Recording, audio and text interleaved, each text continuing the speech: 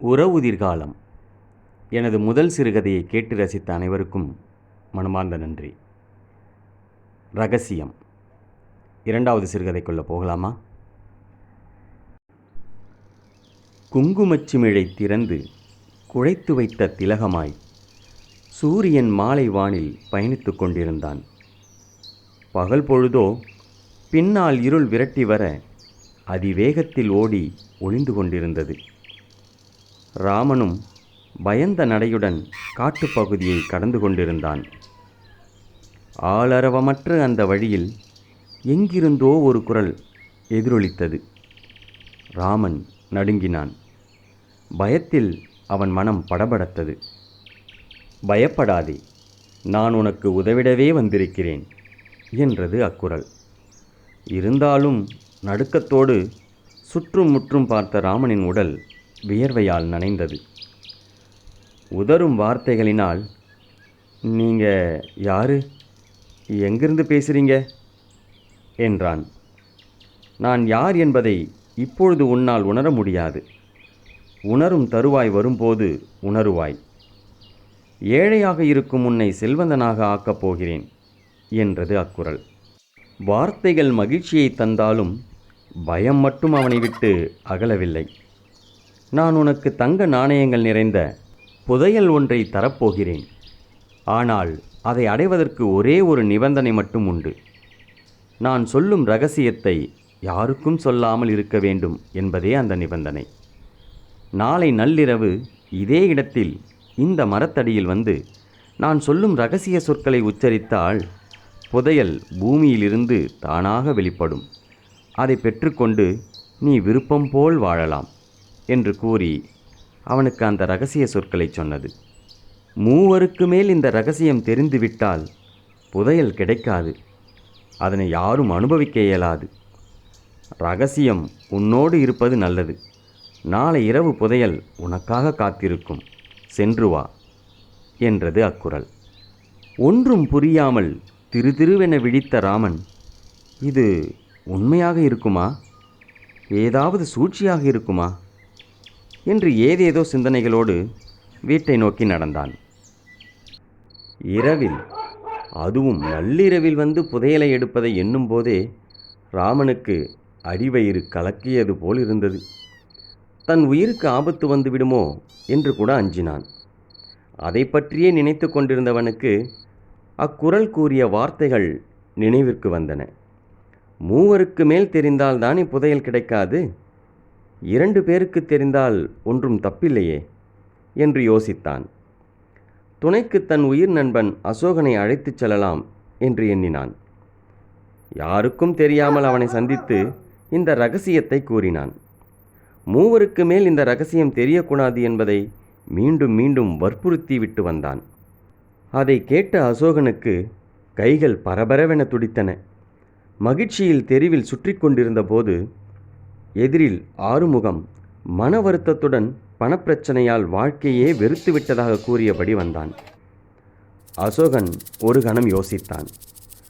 3 பேருக்கு மேல்தானே தெரியக்கூடாது, 3 பேருக்கு தெரியலாமே என்று எண்ணியவன், ராமனுக்கு தெரியாமல் தானும் ஆறுமுகமும் சென்று புதையலை எடுத்துக்கொள்ளலாம் என்று நினைத்து அவனுக்கும் அந்த இரகசியத்தை கூறினான். உனக்கும் எனக்கும் மட்டும்தான் இந்த இரகசியம் தெரியும், வேறு யாருக்கும் சொல்லிவிடாதே. 3 பேருக்கு மேல் இந்த இரகசியம் தெரியக்கூடாது. தெரிந்தால் இரகசியம் பலிக்காது, புதையலும் கிடைக்காது என்று சொல்லிவிட்டு சென்றான். சோகமாக சென்ற ஆறுமுகம் உற்சாகமாக வருவதைக் கண்ட முனியன், என்னடா ஆறுமுகம், பணத்துக்காக எங்கேயோ கடன் வாங்க போனியே, கிடைச்சதா? சந்தோஷமாக இருக்க என்றான். அதெல்லாம் ஒன்றுமில்லை என்று சற்று யோசித்தான். முனியனிடம் உண்மையை மறைக்க ஆறுமுகத்திற்கு மனமில்லை. அந்த அளவிற்கு நேர்மையான நட்பு அவர்களுடையது. 3 பேருக்கு மேலே தானே தெரியக்கூடாது, எனக்கும் அசோகனுக்கும் தானே தெரியும். 3வதா முனியனுக்கு மட்டும் சொன்னால் என்ன தப்பு? அசோகனுக்கு தெரியாமல் நாமும் முனியனும் மட்டும் சென்று புதையலை எடுத்துக்கொள்ளலாம் என்று நினைத்தான். அசோகன் தன்னிடம் கூறியதைப் போலவே ஆறுமுகம் முனியனிடம் கூறினான். மறுநாள் இரவும் வந்தது. ராமன் அசோகனிடம் சென்று, ராத்திரி 11 மணிக்கு யாருக்கும் தெரியாமல் கிளம்பணும். மறந்துடாதடா, என்னை வந்து எழுப்பு என்று கூறிவிட்டு வந்தான்.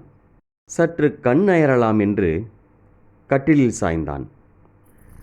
கனவில் கூட புதையல்தான் அவன் கண்முன் நின்றது. அதை எடுத்துக்கொண்டு பெரும் செல்வந்தனாக மாறிவிட்டதை போல் மகிழ்ச்சி கனவில் மிதந்து கொண்டிருந்தான். நேரம் போனதே தெரியாமல் தூங்கிக் கொண்டிருந்த ராமன் திடுக்கிட்டு எழுந்தான். இரவு 1 மணிக்கு மேல் ஆகிவிட்டிருந்தது. அசோகன் வந்து எழுப்பவே இல்லையே. ஒருவேளை அவன் மட்டும் சென்று எடுத்துக்கொண்டிருப்பானோ என்று எண்ணியவன் வேக வேகமாக காட்டை நோக்கி ஓடினான்.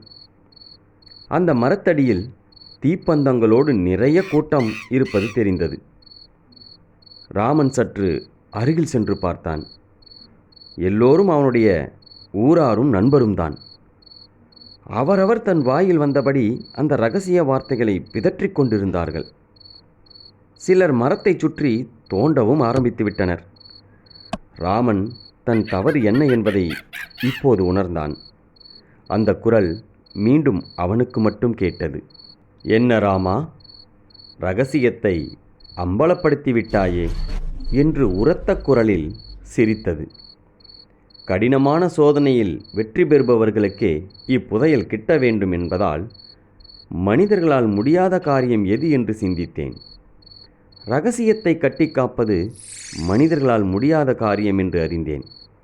எனவேதான் இரகசியத்தை உன்னிடம் கூறினேன்.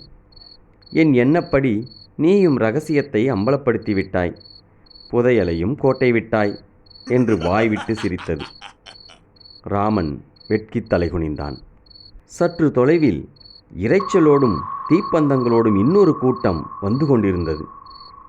அதை கண்ட ராமன், பக்கத்து ஊரே திரண்டு வருகிறதே, அவர்களுக்கும் இரகசியம் தெரிந்துவிட்டதோ என்று தலையை சொரிந்து கொண்டு வீட்டை நோக்கி ஓட்டம் எடுத்தான்.